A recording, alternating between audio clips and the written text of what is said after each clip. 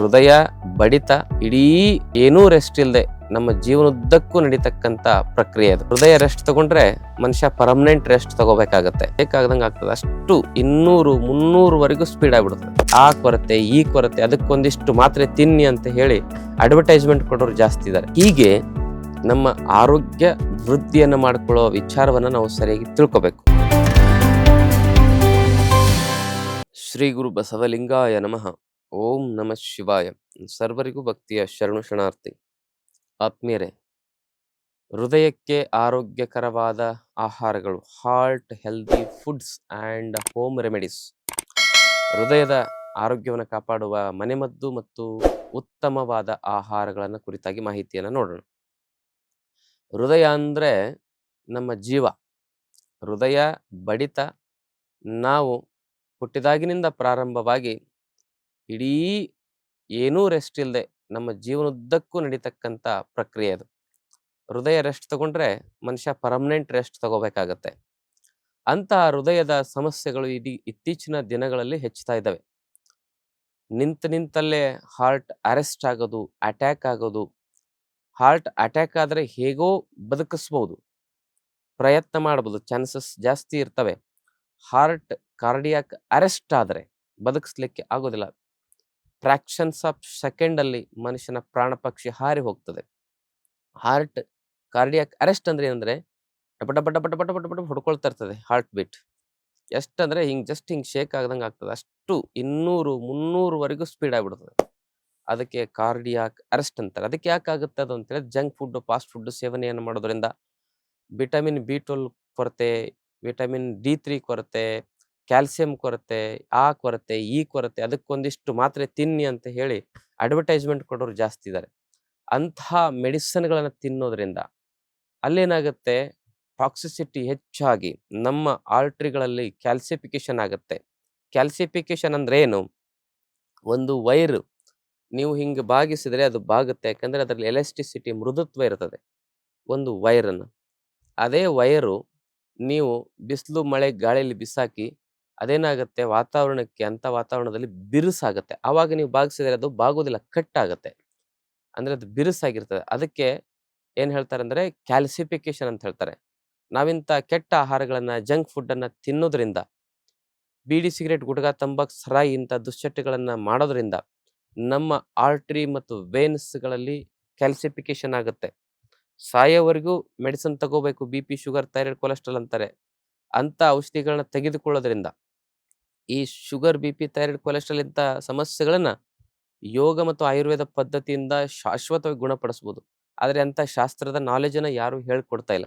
ಅದನ್ನ ಹೇಳ್ಕೊಡ್ಲಿಕ್ಕೆ ಅಂತಾನೆ ನಮ್ಮಲ್ಲಿ 5 ದಿನದ ಆರೋಗ್ಯ ಶಿಬಿರ ಪ್ರತಿ ತಿಂಗಳು ಮಾಡ್ತಾ ಇದ್ದೇವೆ. ತಾವು ಅದಕ್ಕೆ ಬಂದು ಭಾಗವಹಿಸಿ ನಿಮಗಂತ ದೀರ್ಘಕಾಲದ ಕಾಯಿಲೆಗಳನ್ನ ನೀವು ಔಷಧಿ ತೆಗೆದುಕೊಳ್ತಾ ಇದ್ರೆ ಔಷಧಿಯನ್ನ ಇಲ್ದಂಗೆ ಸರಿ ಮಾಡ್ಕೊಳ್ಳೋದು ಹೇಗೆ ಅಂತ ನೀವು ತಿಳಿದು ನೀವು ಮನೆಯಲ್ಲಿ ಪ್ರಯೋಗ ಮಾಡಿ ಆ ಸಮಸ್ಯೆಯಿಂದ ಹೊರಬರಬಹುದು.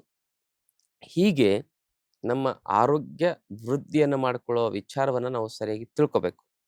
ಇಲ್ಲಾಂದ್ರೆ ಬಹಳ ದೊಡ್ಡ ಸಮಸ್ಯೆಗಳು ನಮಗೆ ಎದುರಾಗ್ತವೆ. ಹೀಗೆ ನಮ್ಮಲ್ಲಿ ಬಹಳ ವಿಶೇಷವಾಗಿ ಏನಾಗುತ್ತೆ ಅಂತೇಳಿ ರೆಸಿಸ್ಟೆನ್ಸ್ ಪವರ್ನ ಕೊರತೆ ಉಂಟಾಗ್ತದೆ. ಈ ರೆಸಿಸ್ಟೆನ್ಸ್ ಪವರಿನ ಕೊರತೆಯಿಂದಾಗಿ ನಮ್ಮಲ್ಲಿ ಏನಾಗುತ್ತೆ ಅಂತ ಹೇಳಿದ್ರೆ ಈ ನಮ್ಮ ಹೃದಯದ ಶಕ್ತಿ ತುಂಬಾ ಕಮ್ಮಿ ಆಗ್ತಾ ಬರ್ತದೆ. ಹೃದಯದಲ್ಲಿ ಶಕ್ತಿ ಕಮ್ಮಿ ಆದಾಗ ಹೃದಯ ಬಡಿತದಲ್ಲಿ ವ್ಯತ್ಯಾಸ ಆಗುತ್ತೆ. ಅದನ್ನ ಟೆಕಿಕಾರ್ಡಿಯಾ, ಬ್ರೆಡಿಕಾರ್ಡಿಯಾ ಅಂತ ಹೇಳ್ತಾರೆ. ಹಾಗಾಗಿ ಈ ಒಂದು ರೆಸಿಸ್ಟೆನ್ಸ್ ಪವರ್ ಬಾಡಿಯಲ್ಲಿ ಕ್ರಿಯೇಟ್ ಆಗಬೇಕಂದ್ರೆ ಯೋಗ ಪ್ರಾಣಾಯಾಮವನ್ನು ಪ್ರತಿನಿತ್ಯ ಮಾಡಬೇಕು. ಕಪಾಲಭಾತಿ, ಅನುಲೋಮ ವಿಲೋಮ ಪ್ರಾಣಾಯಾಮ ಅಂತ ಹೇಳ್ತಾರೆ, ಮತ್ತು ಭ್ರಾಮರಿ ಪ್ರಾಣಾಯಾಮ.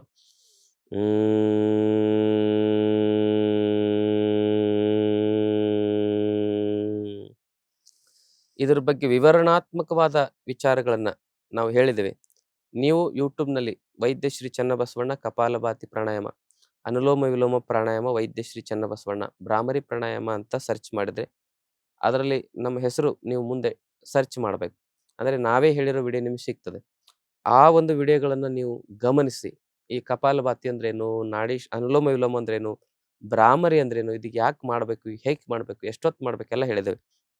ಈ ಪ್ರಾಣಾಯಾಮ ಮಾಡೋದ್ರಿಂದ ನಿಮ್ಮ ಹಾರ್ಟಿನ ಶಕ್ತಿ, ರೆಸಿಸ್ಟೆನ್ಸ್ ಪವರ್ ಹೆಚ್ಚಾಗುತ್ತೆ. ನಮ್ಮ ವೈಟಲ್ ಆರ್ಗನ್ಸ್ಗಳಲ್ಲಿ ಮುಖ್ಯವಾಗಿ ಮೆದುಳು, ಶ್ವಾಸಕೋಶ, ಹೃದಯ, ಕಿಡ್ನಿ, ಲಿವರ್ ಈ 5 ಅಂಗಗಳು ಬರ್ತವೆ. ಈ 5 ಅಂಗಗಳು ರಿಪೇರಿ ಆದರೆ ಅದನ್ನು ಸರಿ ಮಾಡೋದು ಅತ್ಯಂತ ಕಷ್ಟ ಆಗ್ತದೆ. ಅದಕ್ಕಾಗಿ ಮೊದಲೇ prevention is better then cure ಅನ್ನಂಗೆ ಮೊದಲೇ ಅದಕ್ಕೆ ಪರಿಹಾರವನ್ನ ಆ ಸಮಸ್ಯೆ ಆಗದಾಗೆ ನೋಡ್ಕೊಳ್ಳೋದು ಒಳ್ಳೆಯದು. ಮತ್ತೆ ದಾಳಿಂಬೆ ಹಣ್ಣು ಹಾರ್ಟ್‌ಗೆ ಒಳ್ಳೆಯದು. ಕಿತ್ತಳೆ ಹಣ್ಣು ಒಳ್ಳೆಯದು. ಮೋಸಂಬಿ ಹಣ್ಣು ಒಳ್ಳೆಯದು. ಪೈನಾಪಲ್ ಬಹಳ ಒಳ್ಳೆಯದು. ಹಾಗೆ ಸೋರೆಕಾಯಿ ಜ್ಯೂಸು, ಬೂದುಕುಂಬಳಕಾಯಿ ಜ್ಯೂಸು ಇದು ಹಾರ್ಟ್ ಹೆಲ್ತ್‌ಗೆ ಬಹಳ ಒಳ್ಳೆಯದು. ಅದಷ್ಟೇ ಅಲ್ಲದೆ ಹೆಸರುಬೇಳೆ ಮತ್ತು ಸಿರಿಧಾನ್ಯಗಳ ಕಿಚಡಿ ಇದು ಹೃದಯಕ್ಕೆ ಬಹಳ ಒಳ್ಳೆಯ ಆಹಾರ ಆಗ್ತದೆ. ಹಾಗೆಯೇ ಹುರುಳಿಕಾಳಿನ ಒಂದು ಪಲ್ಯ ಮತ್ತು ಹುರುಳಿಕಾಳು ಕುದಿಸಿ ತೆಗೆದಿರ್ತಕ್ಕಂಥ ಆ ಒಂದು ಹುರುಳಿ ಕಟ್ಟಿನ ಸಾಂಬಾರ್ ಇದು ಕೂಡ ಹಾರ್ಟ್‌ಗೆ ತುಂಬಾ ಒಳ್ಳೆಯದು. ಅದಷ್ಟೇ ಅಲ್ಲದೆ ನಮ್ಮ ಹಾರ್ಟ್‌ಗೆ ಒಳಗಡೆ ಇನ್ಫ್ಲಮೇಷನ್ ಆಗಿರ್ತದೆ, ಒಳಗಡೆ ಬ್ಲಾಕೇಜ್ ಆಗಿರುತ್ತೆ, ಹೃದಯದ ಶಕ್ತಿ ಕಮ್ಮಿ ಆಗಿರುತ್ತೆ. ಅಂಥದ್ದು ಶಾಸ್ತ್ರಬದ್ಧವಾಗಿರ್ತಕ್ಕಂಥ ಒಂದು ಯೋಗವನ್ನ ನಿಮಗೆ ನಾವು ತಿಳಿಸಿಕೊಡ್ತಾ ಇದ್ದೇವೆ. ಅದೇನು ಹೇಳ್ತಾರೆ ನಮ್ಮ ಆಯುರ್ವೇದ ಶಾಸ್ತ್ರದಲ್ಲಿ ಅಂತ ಹೇಳಿದ್ರೆ ಅರ್ಜುನ ಅಂತ ಬರ್ತದೆ. ಅರ್ಜುನ ನೆನ್ಪಿಟ್ಕೊಳ್ಳಿ. ಹೃದಯದ ಯಾವುದೇ ಸಮಸ್ಯೆಗೂ ಅರ್ಜುನ ದಿವ್ಯ ಔಷಧಿ ಅಂತ ಹೇಳಿ ಎಲ್ಲ ಆಚಾರ್ಯರು ಹೇಳ್ತಾರೆ. ಅಂತ ಅರ್ಜುನವನ್ನ 1 ಚಮಚ ಅದರ ಕ್ವಾತಚೂರ್ಣ ತೆಗೆದುಕೊಳ್ಬೇಕು. ಕ್ವಾತಚೂರ್ಣ ಅಂದ್ರೆ ಫೈನ್ ಪೌಡರ್ ಅಲ್ಲ, ನುಚ್ಚು ಮಾಡಿರ್ತಕ್ಕಂಥದ್ದು. ಅರ್ಜುನ ಚಕ್ಕೆ ತೆಗೆದುಕೊಂಡು ಬಂದು ನೀವೇ ಮನೆಯಲ್ಲಿ ಕುಟ್ಟಿ ಅದನ್ನು ನುಚ್ಚು ಮಾಡಿ ಅದರ 1 ಚಮಚ ಹಾಕಿ 2 ಲೋಟ ನೀರಲ್ಲಿ ಹಾಕಿ ಕುದಿಸ್ಬೇಕು. ಅದು ಕುದ್ದು ಅರ್ಧ ಲೋಟಕ್ಕೆ ಇಳಿಬೇಕು. ಅದನ್ನ ಸೋಸಿ ಅದರಲ್ಲಿ 2 ಗ್ರಾಮ್ನಷ್ಟು ಇದರಲ್ಲಿ ಈ ಮಿಶ್ರಣ ಮಾಡಿದರೆ ಮಾತ್ರ ಅದರ ಒಂದು ಔಷಧಿ ಗುಣಧರ್ಮ ವೃದ್ಧಿ ಆಗುತ್ತೆ. ಅದನ್ನ ಹಾಕಿ ಏನ್ ಮಾಡಬೇಕು, ಚೆನ್ನಾಗಿ ಅದನ್ನ ಕಲಸಬೇಕು. ಕಲಸಿ ಅದರಲ್ಲಿ ಒಂದು ಅರ್ಧ ಗ್ಲಾಸ್ ಹಾಲನ್ನು ಸಹ ಬೆರೆಸ್ಬೋದು. ಬೆರೆಸಿ ಅದನ್ನ ಸೇವನೆ ಮಾಡಿದ್ರೆ ಹೃದಯಕ್ಕೆ ಸಂಬಂಧಪಟ್ಟ ಯಾವುದೇ ಸಮಸ್ಯೆ ಇದ್ರೂ ಸಹ ಅದರಿಂದ ನಿವಾರಣೆ ಆಗ್ತವೆ. 100ಕ್ಕೆ 90% ಜನರಿಗೆ. ಇನ್ನು 10% ಜನರಲ್ಲಿ ಅಂದ್ರೆ ವಾತಜ ಹೃದಯ ರೋಗ, ಪಿತ್ತಜ ಹೃದಯ ರೋಗ, ಕಫಜ ಹೃದಯ ರೋಗ, ಸನ್ನಿಪಾತಜ ಹೃದಯ ರೋಗ, ತ್ರಿದೋಷಜ ಹೃದಯ ರೋಗಗಳು ಹಿಂಗೆಲ್ಲ ಬರ್ತಾವಲ್ಲ, ಅದು ತುಂಬಾ ತ್ರಿದೋಷದಲ್ಲಿ ದೃಷ್ಟಿ ಜಾಸ್ತಿ ಆಗಿದ್ರೆ, ಅದು ತುಂಬಾ ಜಾಸ್ತಿ ವಿಕಾರ ಆಗಿದ್ರೆ ಅಂಥವರಿಗೆ ಮಾತ್ರ ಕೆಲವರಿಗೆ ಇದು ಸ್ವಲ್ಪ ಕಷ್ಟ ಆಗ್ಬೋದು. ಅಂಥವರು ಆಯುರ್ವೇದದ ಔಷಧಿಗಳನ್ನು ಸಹ ಪ್ರಯೋಗ ಮಾಡ್ಬೋದು. ನಮ್ಮಲ್ಲಿ ಹೃದಯಕ್ಕೆ ಶಕ್ತಿ ತುಂಬುವ, ಹೃದಯದ ಆ ಒಂದು ಬ್ಲಾಕೇಜ್ ಅನ್ನ ಕ್ಲಿಯರ್ ಮಾಡುವ ಕೆಲವೊಂದಿಷ್ಟು ಔಷಧಿಗಳು ಹೃದಯಾಲಯ ಕಷಾಯ ಅಂತ ತಯಾರಿಸಿದ್ದೇವೆ. ಹಾಗೂ ಹೃದಯದ ಹಲವಾರು ಔಷಧಿಗಳನ್ನ ನಮ್ಮ ಕ್ಲಾಸಿಕಲ್ ಮೆಡಿಸಿನ್ ಹೃದ್ರೋಗ ಚಿಂತಾಮಣಿ ರಸ ಅಂತ ಬರ್ತದೆ. ಇಂಥವೆಲ್ಲವನ್ನು ಆಯುರ್ವೇದ ಒಂದು ವೈದ್ಯರ ಮಾರ್ಗದರ್ಶನದ ಮೇರೆಗೆ, ಪ್ರಮಾಣದ ಮೇರೆಗೆ ತೆಗೆದುಕೊಂಡಿದ್ದಲ್ಲಿ ಹೃದಯದ ಆರೋಗ್ಯ ಸಮಸ್ಯೆಗಳನ್ನ ನಾವು ಸರಿಪಡಿಸ್ಕೋಬಹುದು. ಹಾಗೇನೆ ಹೃದಯ ಚೆನ್ನಾಗಿರಬೇಕಂದ್ರೆ ರಾತ್ರಿ 6 ಗಂಟೆ ಒಳಗಡೆ ಪ್ರಸಾದ ಮಾಡಬೇಕು.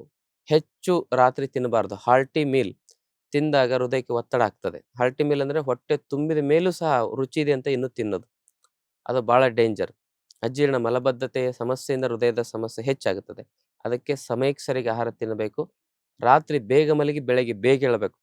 ರಾತ್ರಿ ಲೇಟಾಗಿ ಮಲಗಿ ಬೆಳಗ್ಗೆ ಲೇಟಾಗಿ ಏಳೋದು ಹೃದಯದ ಸಮಸ್ಯೆಗೆ ಮುಖ್ಯ ಕಾರಣ.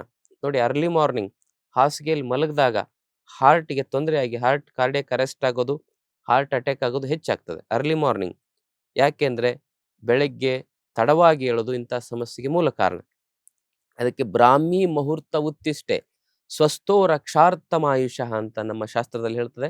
ಅಂದ್ರೆ ಬ್ರಹ್ಮ ಮುಹೂರ್ತದಲ್ಲಿ ಬೆಳಗ್ಗೆ ಸೂರ್ಯೋದಯ ಆಗೋದಕ್ಕಿಂತ ಮೊದಲು ಏಳೋದ್ರಿಂದ ನಮ್ಮ ಆರೋಗ್ಯ ತುಂಬಾ ಚೆನ್ನಾಗಿರ್ತದೆ, ನಮ್ಮ ಆಯಸ್ಸು ವೃದ್ಧಿ ಆಗುತ್ತೆ, ಹೃದಯಕ್ಕೆ ಬಲ ತುಂಬುತ್ತದೆ ಬ್ರಾಹ್ಮಿ ಮುಹೂರ್ತದಲ್ಲಿ ಏಳೋದು. ಅದಕ್ಕಾಗಿ ಬೆಳಗ್ಗೆ 8 ಗಂಟೆ 9 ಗಂಟೆವರೆಗೂ ಮಲಗೋದನ್ನ ಬಿಟ್ಬಿಡಿ. ರಾತ್ರಿ 8-9 ಗಂಟೆ ಒಳಗಡೆ ಮಲಗಿ ಬೆಳಗ್ಗೆ 4ರಿಂದ 5 ಗಂಟೆ ಒಳಗಡೆ ಏಳಿ ನಿಮ್ಮ ಆರೋಗ್ಯ 100 ವರ್ಷದವರೆಗೂ ಸಕ್ಷಮವಾಗಿ ಕೆಲಸ ಮಾಡ್ತದೆ. ಇದನ್ನ ತಾವು ಸರಿಯಾಗಿ ತಿಳ್ಕೊಳ್ಳಿ ಅಂತಕ್ಕಂಥ ವಿಚಾರವನ್ನು ತಿಳಿಸ್ತಾ, ಈ ಮಾಹಿತಿ ಇಷ್ಟವಾದಲ್ಲಿ ತಮ್ಮ ಬಂಧು ಮಿತ್ರರಿಗೆ ಶೇರ್ ಮಾಡ್ಕೊಳ್ಳಿ. ಜೊತೆಗೆ ತಾವಿನ್ನೂ ಚಾನೆಲ್ ಅನ್ನ ಸಬ್ಸ್ಕ್ರೈಬ್ ಮಾಡ್ಕೊಂಡಿದ್ರೆ ದಯವಿಟ್ಟು ಸಬ್ಸ್ಕ್ರೈಬ್ ಮಾಡ್ಕೊಳ್ಳಿ. ನಮ್ಮ ಆಶ್ರಮದಲ್ಲಿ 5 ದಿನದ ಆರೋಗ್ಯ ಶಿಬಿರ ಪ್ರತಿ ತಿಂಗಳು ನಡೀತಾ ಇದೆ. ಅಲ್ಲಿ ನಾವೇ ನೇರವಾಗಿ ನಿಮಗೆ ಯಾವ ರೋಗಕ್ಕೆ ಯಾವ ಮನೆ ಮದ್ದು ತೆಗೆದುಕೊಳ್ಳಬೇಕು, ಯಾವ ರೋಗಕ್ಕೆ ಯಾವ ಯೋಗ ಮಾಡಬೇಕು, ನಮ್ಮ ದೇಹ ಹೆಂಗ್ ರಚನೆ ಆಗಿದೆ, ಅನಾಟಮಿ ಮತ್ತು ಅದು ಹೇಗೆ ಕೆಲಸ ಮಾಡುತ್ತೆ, ಫಿಸಿಯಾಲಜಿ, ರೋಗ ಹೆಂಗ್ ಬರುತ್ತೆ, ಪ್ಯಾಥೋಫಿಸಿಯಾಲಜಿ, ಅದರ ಜೊತೆಗೆ ಫುಡ್ ಸೈನ್ಸ್. ನಾವು 10, 15, 20 ವರ್ಷ ಓದಿದ್ದನ್ನ 40 ತಾಸು 50 ತಾಸಿನಲ್ಲಿ 5 ದಿನದಲ್ಲಿ ತಮಗೆ ಆರೋಗ್ಯದ ಪ್ರವಚನ ಇರ್ತದೆ. ಸಂಜೆ ಬೆಳಗ್ಗೆ ಯೋಗ ಇರ್ತದೆ. ಆ ಮೂಲಕ ತಿಳಿಸುವ ಪ್ರಯತ್ನವನ್ನು ಮಾಡ್ತೇವೆ. ತಾವೆಲ್ಲ ಆ ಶಿಬಿರಕ್ಕೆ ಭಾಗವಹಿಸಿ ತಮ್ಮ ದೀರ್ಘಕಾಲದ ಸಮಸ್ಯೆಗಳು BP, ಶುಗರ್, ಥೈರಾಯ್ಡ್, ಕೊಲೆಸ್ಟ್ರಾಲ್, ಸಂಧಿವಾತ, ಕಿಡ್ನಿ ಸಮಸ್ಯೆ, ಹೃದಯ ಸಮಸ್ಯೆ ಇಂತಹ ಸಮಸ್ಯೆಗಳಿಗೆ ಪರಿಹಾರವನ್ನು ಸಹ ಕಂಡುಕೊಳ್ಳಬಹುದು. ಹಾಗೇನೆ ಮುಂದೆ ಸಮಸ್ಯೆ ಬರಬಾರದು ಅಂದ್ರೆ ಯಾರೋ ಔಷಧಿ ಕೊಡಲ್ಲ, ಸಮಸ್ಯೆ ಬಂದ ಮೇಲೆ ಔಷಧಿ ಕೊಡ್ತಾರೆ. ಹಾಗೆ ಸಮಸ್ಯೆಗಳೇ ಬರಬಾರದು ಅಂದ್ರೆ ಈ ಶಿಬಿರಕ್ಕೆ ತಾವು ಭಾಗವಹಿಸಿ ಇದರಿಂದ ಪ್ರಯೋಜನ ಪಡ್ಕೊಳ್ಳಿ. ತಮ್ಮೆಲ್ಲರಿಗೂ ಶರಣಾರ್ಥಿ. ಮತ್ತಷ್ಟು ಆಯುರ್ವೇದ ಹಾಗೂ ಯೋಗ ಹೆಲ್ತ್ ಟಿಪ್ಸ್ಗಾಗಿ ಶ್ರೀಗಂಗಾ ಯೋಗ ಚಾನೆಲ್ನ ಸಬ್ಸ್ಕ್ರೈಬ್ ಮಾಡಿ. ಹಾಗೆಯೇ ಫೇಸ್ಬುಕ್ ಮತ್ತು ಇನ್ಸ್ಟಾಗ್ರಾಂನಲ್ಲಿ ಮಿಸ್ ಮಾಡದೆ ಫಾಲೋ ಮಾಡಿ.